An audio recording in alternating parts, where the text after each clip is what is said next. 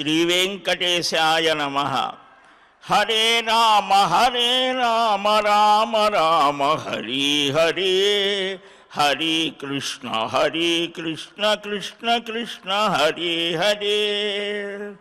హరే రామ రామ హరి హరే, హరే కృష్ణ కృష్ణ కృష్ణ హరే హరే. శుక్లాంబరధరం విష్ణుం శశివర్ణం చతుర్భుజం ప్రసన్నవదనం ధ్యాయేత్ సర్వవిఘ్నోపశాంతయే. యస్య ద్విరదవక్త్రాజ్యాః పారిషద్యాః పరస్యతం విఘ్నం నిఘ్నంతి సతతం విశ్వక్సేనం తమాశ్రయే. శ్రీవేంకటాచలాధీశం శ్రియాధ్యాసితవక్షసం శ్రితచేతనమందారం శ్రీనివాసమహం భజే. నారాయణం నమస్కృత్య నరం చైవ నరోత్తమం దేవీం సరస్వతీం వ్యాసం తతో జయముదీరయేత్. కృష్ణాయ వాసుదేవాయ దేవకీ నందనాయ చ నందగోపకుమారాయ గోవిందాయ నమో నమః.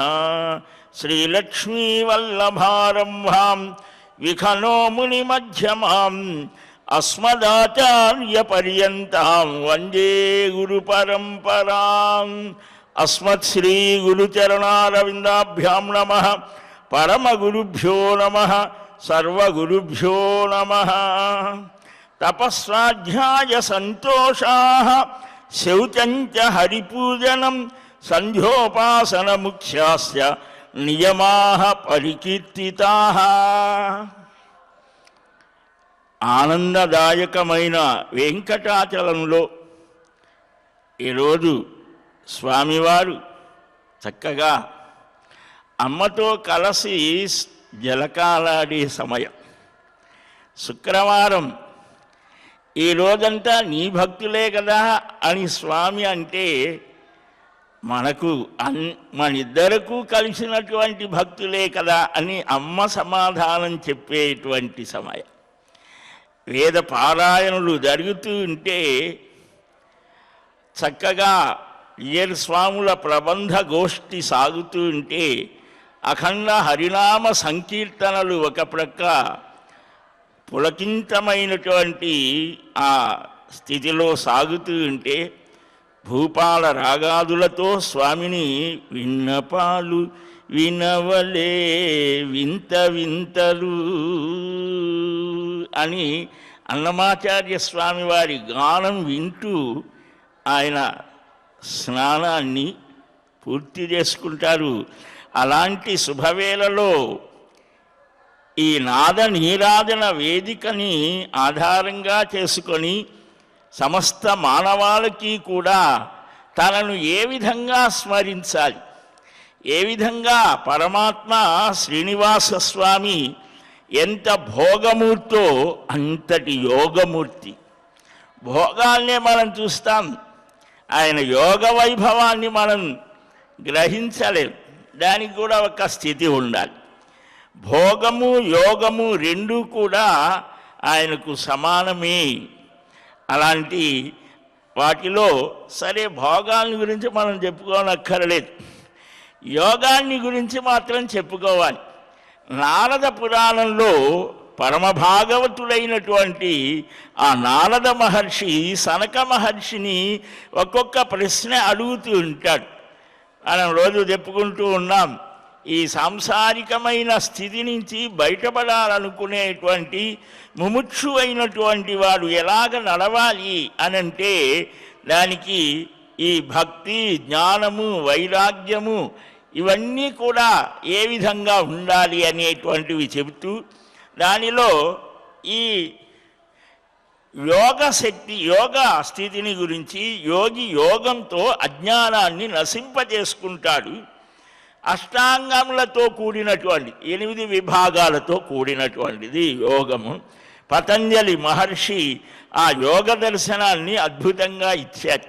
వేదంలో పురాణాలలో ఇతిహాసాలలో ప్రత్యేకంగా దర్శనాలలో కూడా చెప్పినటువంటి విశిష్టమైనది ప్రక్రియ ఈ యోగం.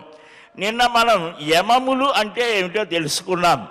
యోగము అనే దానికి కేవలం ఏదో ముక్కు పట్టుకొని కూర్చునేది కాదది. దానికి యమనియమాలు ఉన్నాయి.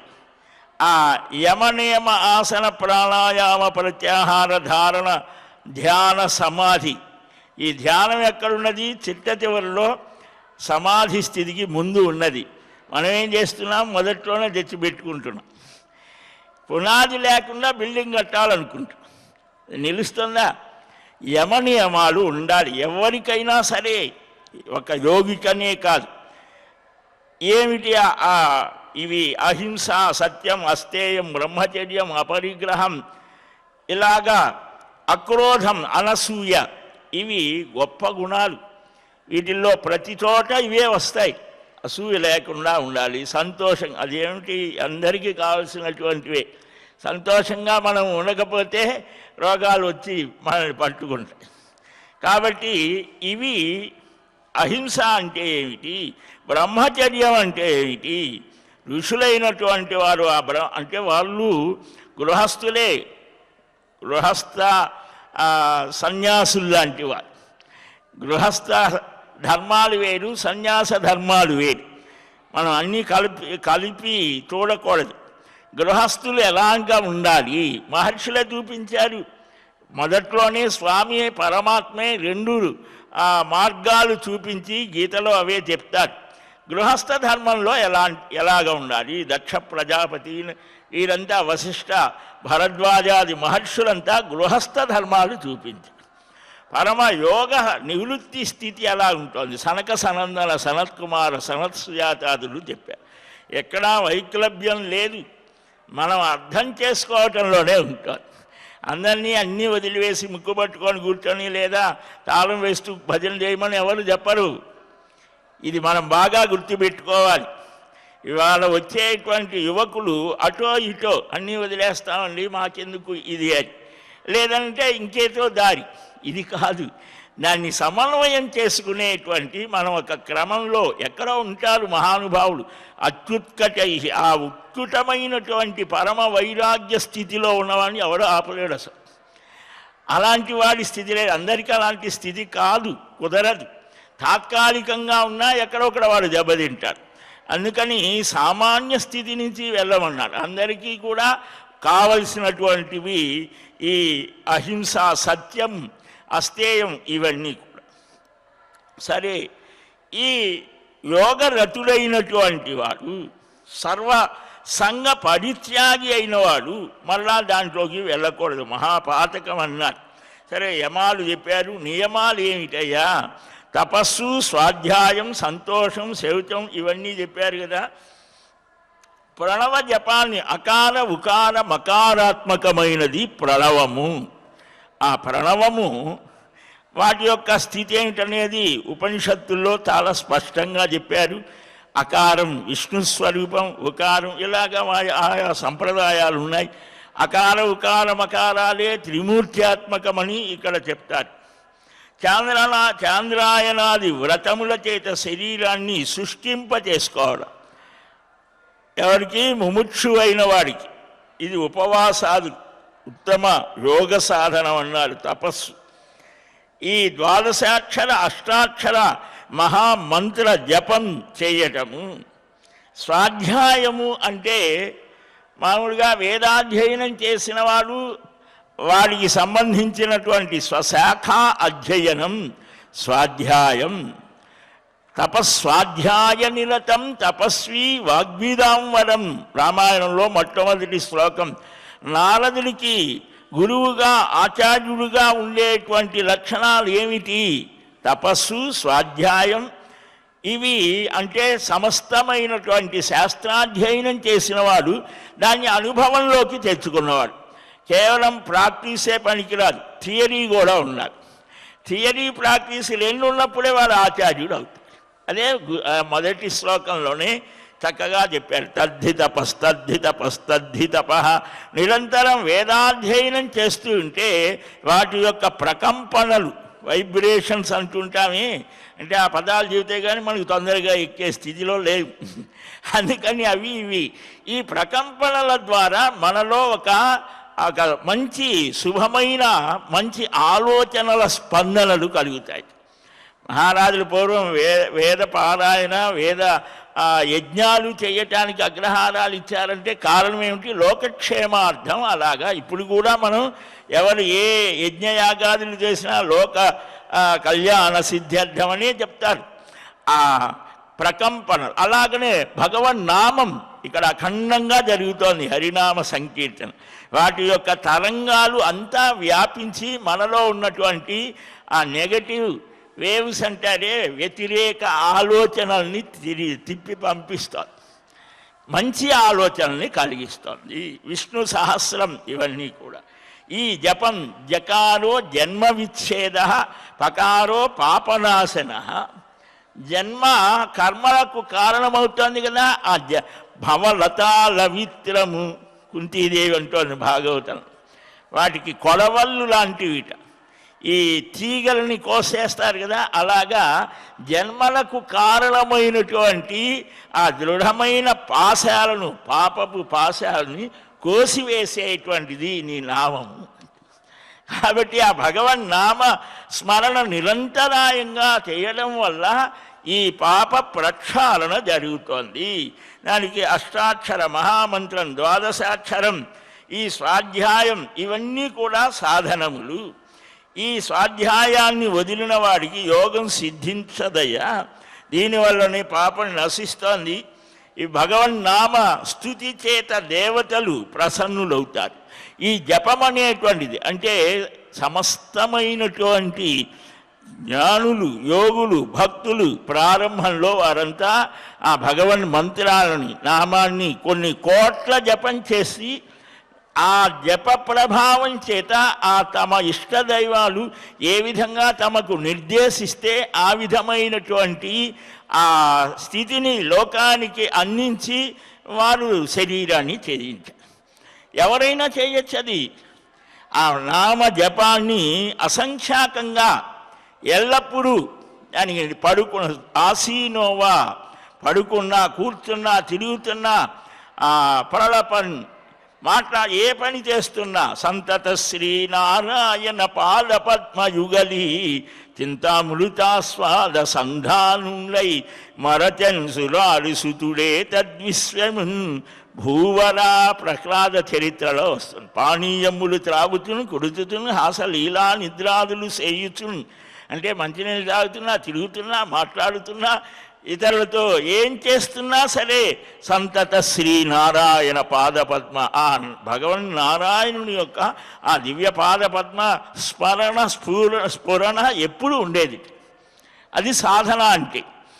అది ఇది చేసినటువంటి వాడు ఈ జపానికి ఈ జన్మ పాపాలని పోగొట్టే శక్తి ఉన్నది. జపాత్ సిద్ధి. ఆ పైన వచ్చేదే ధ్యానం. మొట్టమొదటి అందుకనే మనకు కుదరదు కాబట్టే స్తోత్రాలు చెప్పమంట.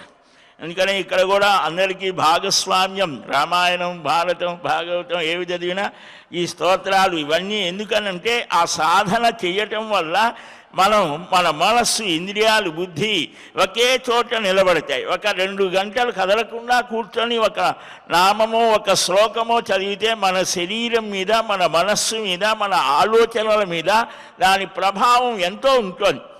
మన డిఎన్ఏని కూడా మార్చే శక్తి ధ్యానానికి ఉన్నదని రుజువు చేశారు. కాబట్టి మనకు తెలియకుండా జరిగేటువంటివి. అందుకని శోషణ దాహన ప్లావనములు ఈ మన ఎడమ కుర్చీలో పాప పురుషుడు ఉంటాడట. రామకృష్ణ పరమహంస జీవిత చరిత్ర చదివితే తెలుస్తోంది.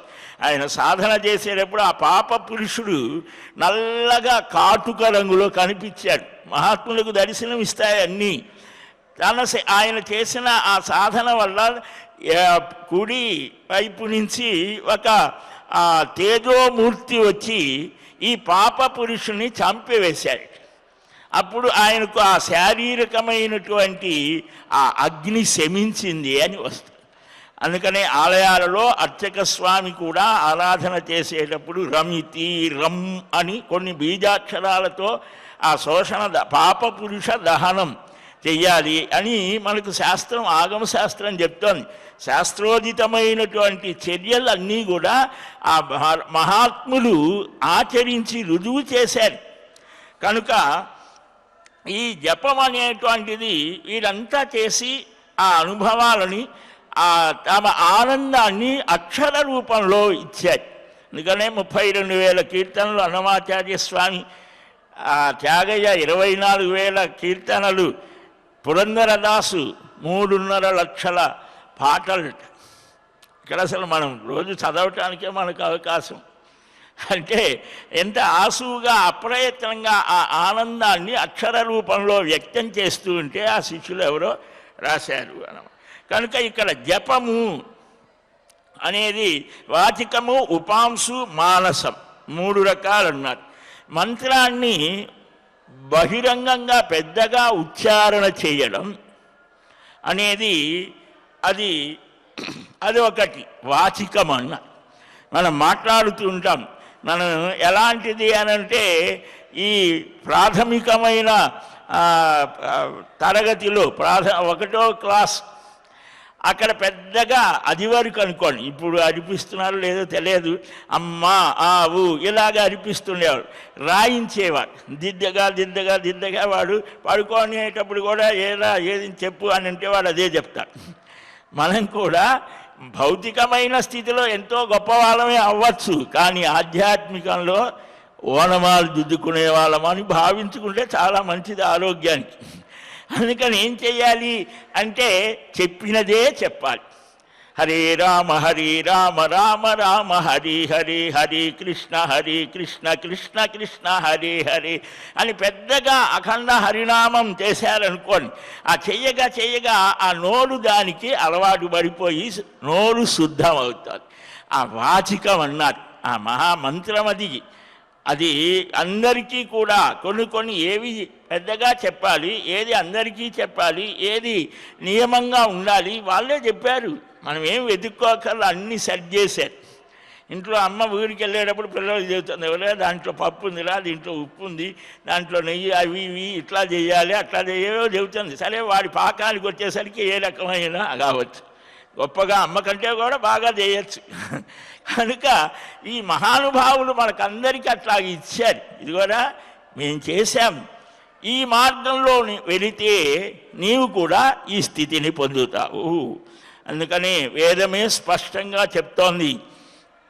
కనుక ఈ వాచికం చెయ్యగా పెద్దగా చెప్తూ ఒక ఏకాంత స్థానానికి వెళ్ళి ఆ మహామంత్రాన్ని పెద్దగా చేస్తూ ఉంటే అది మనస్సుకి పడుతుంది. అయితే మామూలుగా ఏదో అంటూ ఉన్నాం అనుకో, అది యాంత్రికంగా పోతూ ఉంటుంది. అది చేస్తూ ఉంటామో నిద్రపోతున్నామో మనకే తెలియని స్థితిలో పెద్దగా ముందు చెయ్యాలి. అలా చేయగా వాచికము, ఆ తర్వాత ఉపాంశు పెదవులు మాత్రమే కదపడం, ఆ తర్వాతది మానసికం, ఆ 3వ మెట్టులో వస్తుంది.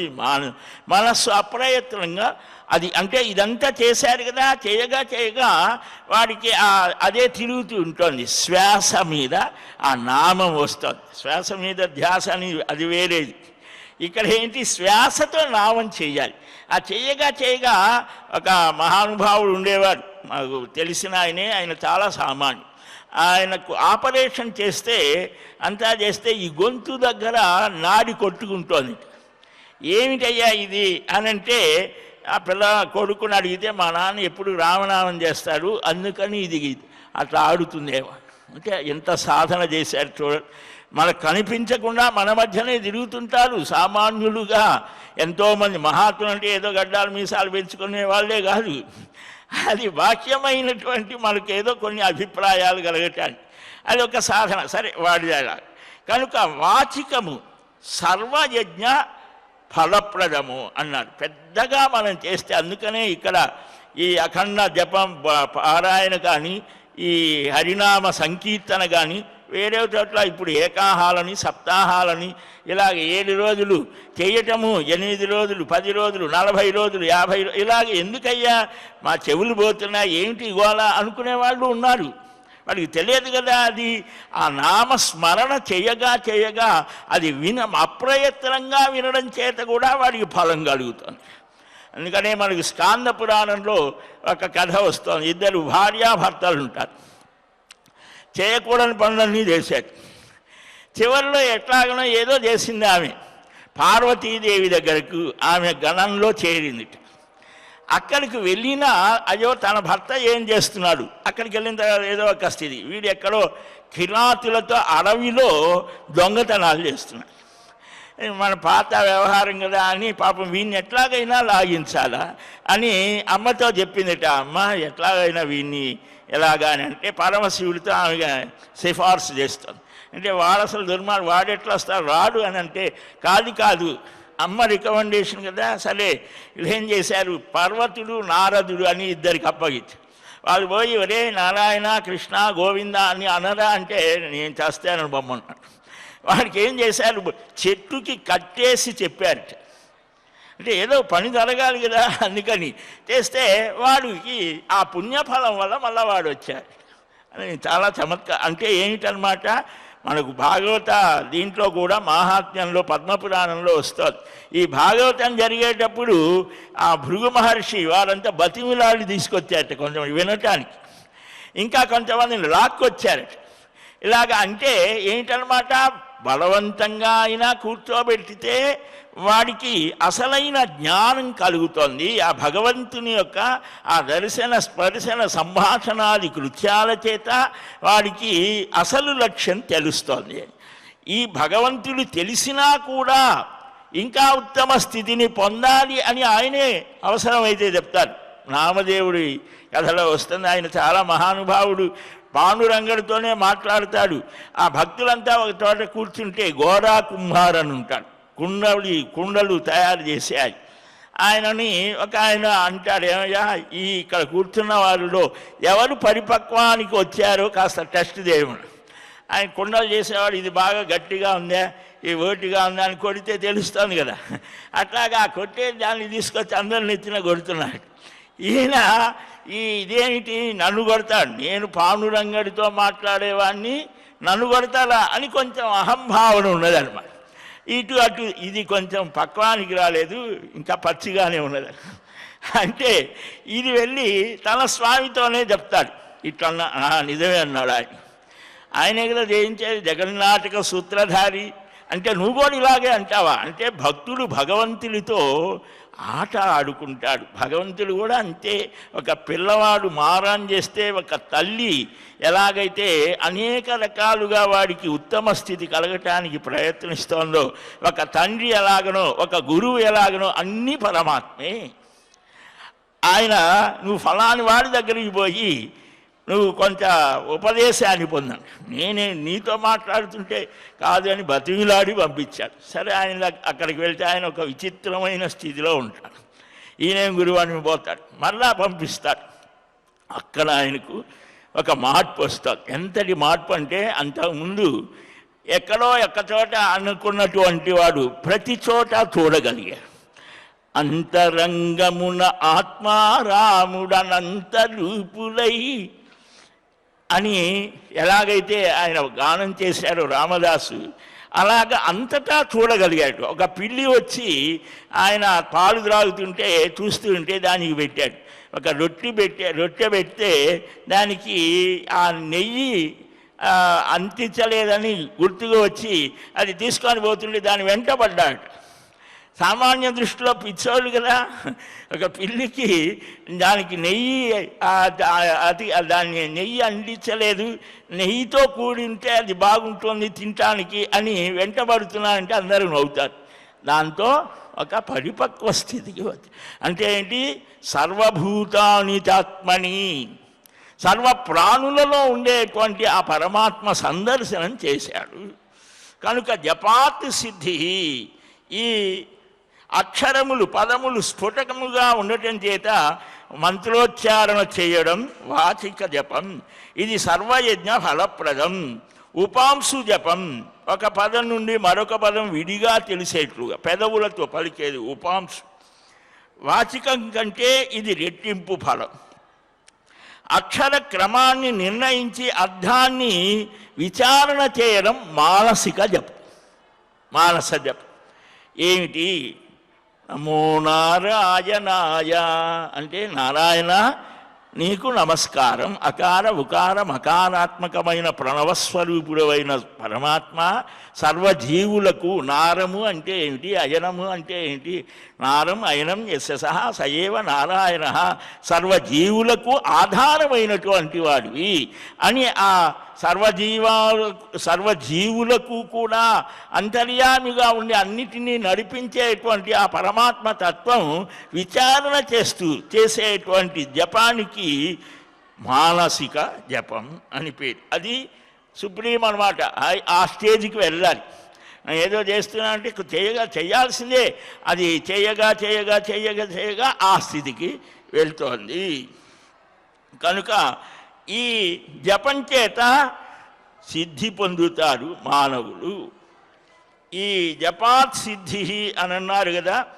మంత్రస్యోచ్చారణం సమ్యక్ స్ఫుటాక్షర పదం యథా జపేన దేవత నిత్యం స్తువత సంప్రసీదతి. నువ్వు ఏ పని చేస్తున్నా చేయవచ్చు. ఒక రైతు పొలం దున్నుతున్నాడు, చక్కగా నామం చేస్తూ తున్నితే శరీరాన్ని మర్చిపోయి ఇంకా ఉత్సాహంగా చేస్తాడు. అలాగనే వంట ఇంట్లో అమ్మ చేస్తుంది అనుకోండి. మా అమ్మగారు చేసేటప్పుడు అన్నం తయారు చేసేటప్పుడు కృష్ణాష్టోత్తరం, రామాష్టోత్తరం, ఈ శ్రీ వెంకటేశన చిత్తమ్మునందు నీ పాదయుగలమ్ము నిల్పవే కృష్ణ నన్నేలు తరిగొన్న నరహరాకృతిని ప్రత్యక్షమై నన్ను కావవే కృష్ణ కృష్ణ మంజరి చదివేది. అట్లాగే నోటుకొచ్చి నేను చదివి కాదని. అంటే వాళ్ళు చదువుతుంటే పిల్లలకు ఇది చదువు అది చదువు అని చెప్పక్కర్లా. అది వాళ్ళు చదువుతుంటేనే వస్తుంది. మనకే చదవటం రాకపోతే చేయకపోతే వాడికి ఏమొస్తుంది? కనుక ఇలాగా ఆ జపం అనేది ఎప్పుడైనా ఎక్కడైనా ఏ స్థితిలో ఉన్నా చేస్తూ ఉంటే మనం చేసే పని ఇంకా ఉత్సాహంగా చేయగలము. ఏ పని అయిపోయింది, మన డ్యూటీ అయిపోయింది, అప్పుడు ఇంకా ఎక్కువ చేసేది. ఆ చేయగా అది విడిచి ఉండలేని స్థితి కలగాలి. ఇలాగా ఈ జపం చేత దేవతలు ప్రసన్నులవుతారు. కాబట్టి స్వాధ్యాయ సంపన్నుడు సర్వ మనోరథాలను పొందుతాడు. ఇలాంటి వాడు ఏం చేస్తాడు?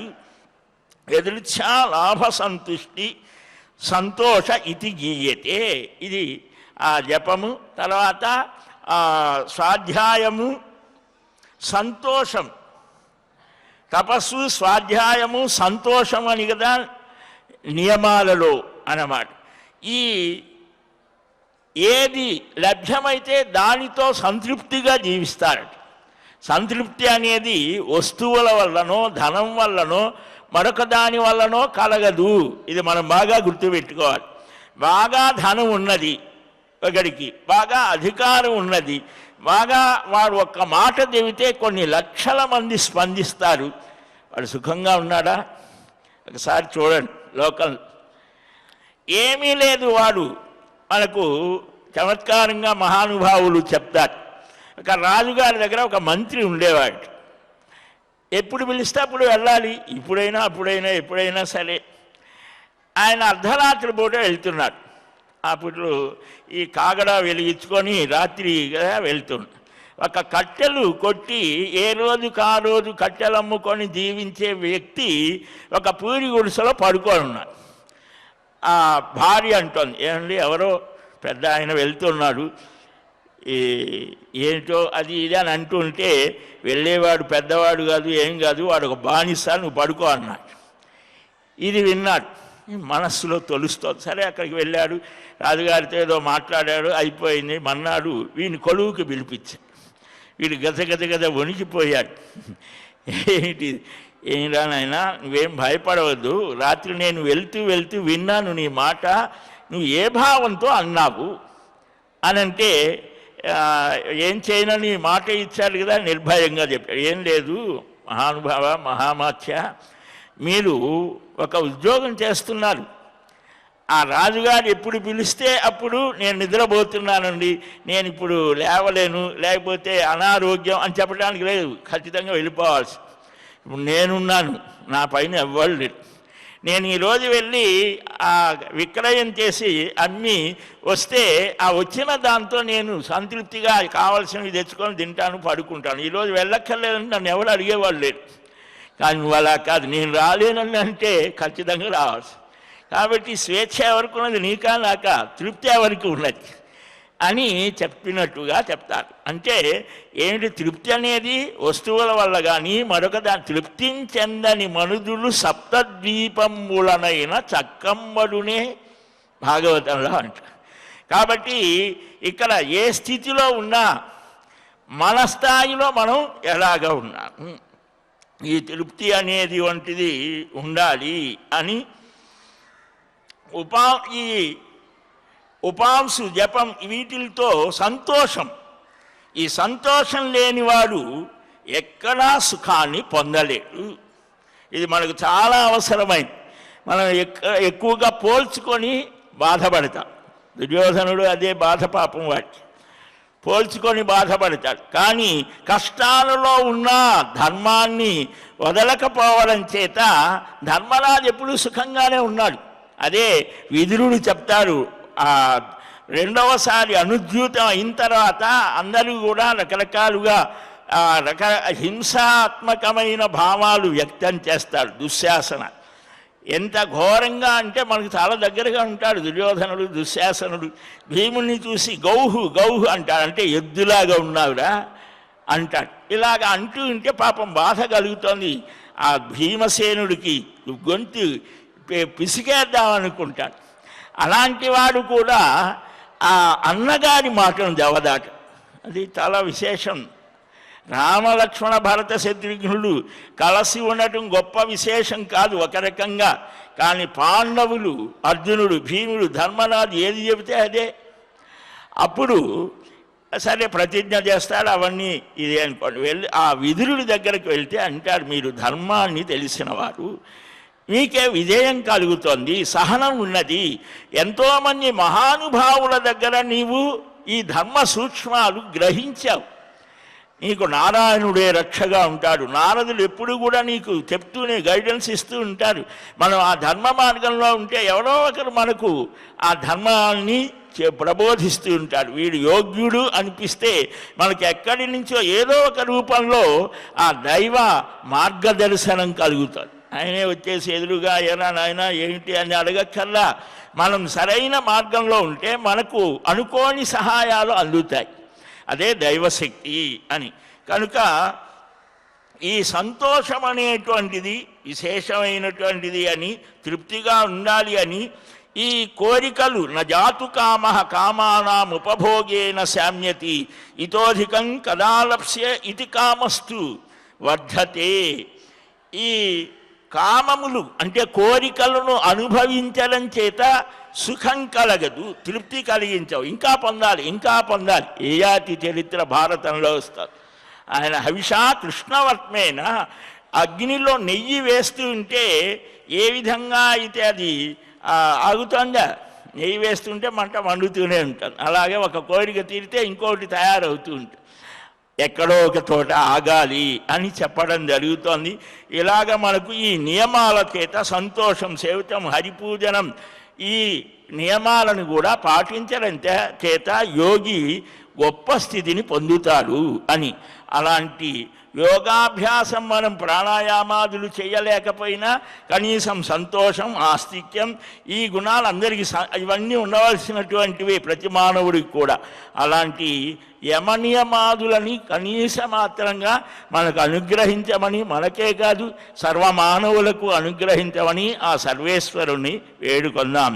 శ్రీకృష్ణ గోవింద హరే మురారే హే నాథ నారాయణ వాసుదేవా. స్వస్తి ప్రజాభ్యః పరిపాలయంతాం న్యాయేన మార్గేణ మహీశాః. గోబ్రాహ్మణేభ్యः శుభమస్తు నిత్యం. లోకాः సమస్తాः సుఖినో భవంతు. శ్రేయఃకాంతాయ కళ్యాణనిధయే నిధయేర్థినాం శ్రీవేంకటనివాసాయ శ్రీనివాసాయ మంగళం. ఏడుకొండలవాడ వెంకటరమణ. పనేసియా మెరిడియన్ హాస్పిటల్స్ ప్రతి సామాన్యుడికి అందుబాటులో అంతర్జాతీయ వైద్య ప్రమాణాలతో వైద్యం. 24 గంటల అంబులెన్స్ సర్వీసుతో పాటు అత్యవసర సేవలతో ఏర్పాటైన చికిత్సా విభాగం. మా దగ్గర గుండె సంబంధిత, మూత్రపిండ, కాలేయ, కంటి జబ్బులకు, మోకాళ్ల శస్త్ర చికిత్సతో పాటు కోవిడ్-19, బ్లాక్ ఫంగస్ వంటి వైరస్లకు, అన్ని రకాల ఆరోగ్య సమస్యలకు నమ్మకమైన అత్యాధునిక వైద్య చికిత్సను అందిస్తున్న హాస్పిటల్ పనేసియా మెరిడియన్ హాస్పిటల్స్. మీ ఆరోగ్య సమస్య ఏదైనా ఇప్పుడు పరిష్కారం సాధ్యం. సంపూర్ణ ఆరోగ్యం కోసం సంప్రదించండి Panacea Meridian hospitals, opposite Bheeramguda Kaman, RC Puram, Sangareddy district, pin code 502032. సంప్రదించాల్సిన ఫోన్ నెంబర్ 0845524177 మరియు 7893757770.